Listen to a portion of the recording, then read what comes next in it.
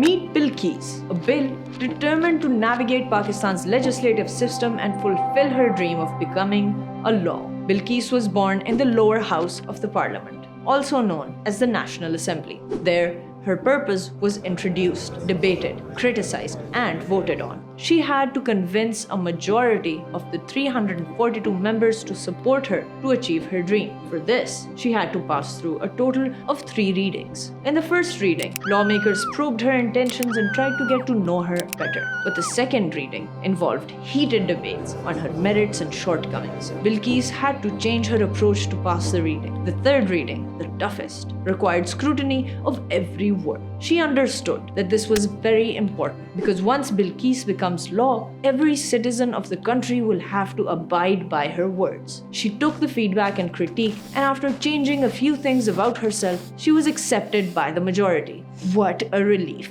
But her journey wasn't over yet. She now had to face the upper house, or the Senate, which consists of technocrats. And technocrats love talking about technicalities. Billqees went through another 3 rounds of critique and scrutiny. The senators had to make sure Billqees would not be used in nefarious acts after becoming a law. So she had to change her language here and tone there, provide clarity, and remove uncertainties. She also had to be considerate of the powers of the provinces and the federation and accept feedback to move forward in her journey. Billqees adapted and managed to pass through all 3 readings here too. Billqees' dream was almost within reach. She was sent to the Prime Minister of Pakistan, who gave his 2 cents on her fate and sent her off to the final destination, the President's office. Billqees prayed that the President would be too busy to see her, because if the President does not assent or suggest any further changes within 10 days, Billqees would have to go back to Parliament, where a joint session would decide her fate. And she knew she had already cleared the apprehensions of both houses. But all went well, and the President